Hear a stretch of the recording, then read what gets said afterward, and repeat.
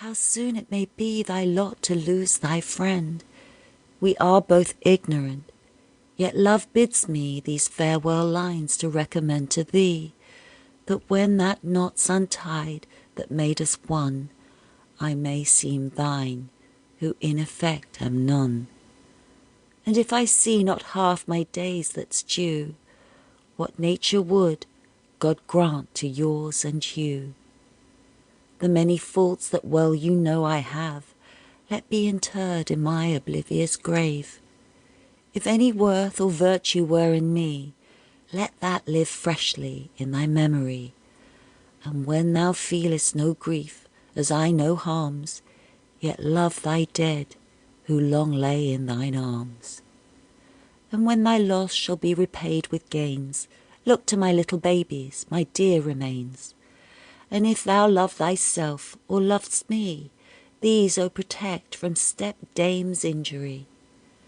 And if chance to thine eyes shall bring this verse, with some sad sighs, honour my absent hearse.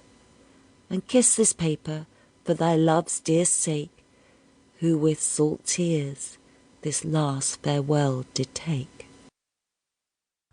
On my son's return out of England, July the 17th, 1661, by Anne Bradstreet.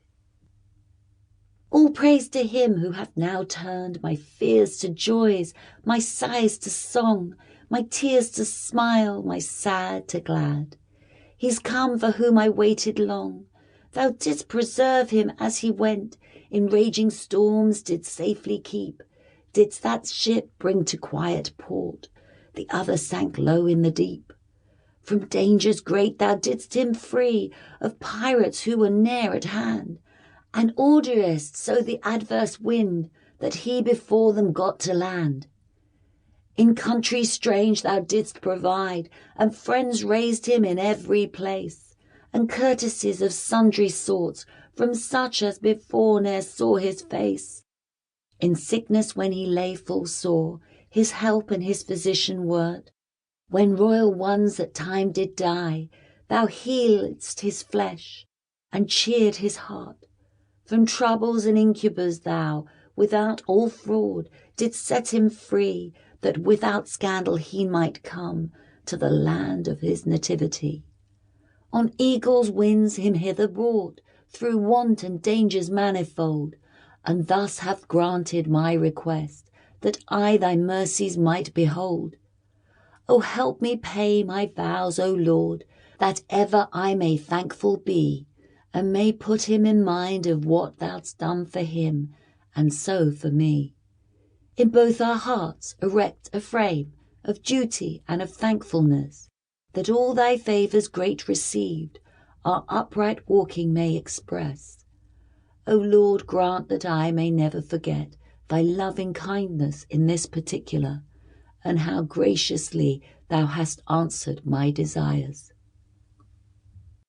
To her father, with some verses, by Anne Bradstreet.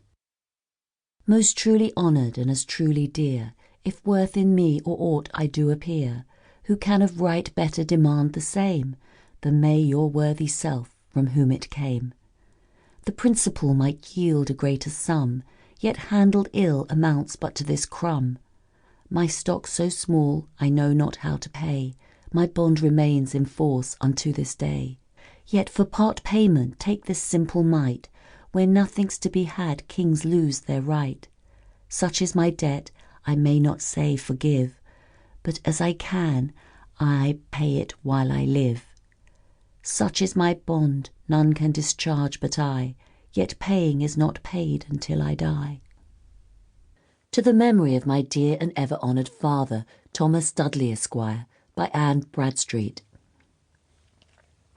By duty bound, and not by custom led, to celebrate the praises of the dead, my mournful mind, sore pressed in trembling verse, presents my lamentations at his hearse, who was my father, guide, instructor too, to whom I ought whatever I could do. Nor is it relation near my hand shall tie, for who more cause to boast his worth than I? Who heard or saw, observed or knew him better? Or who alive than I a greater debtor? Let malice bite and envy gnaw its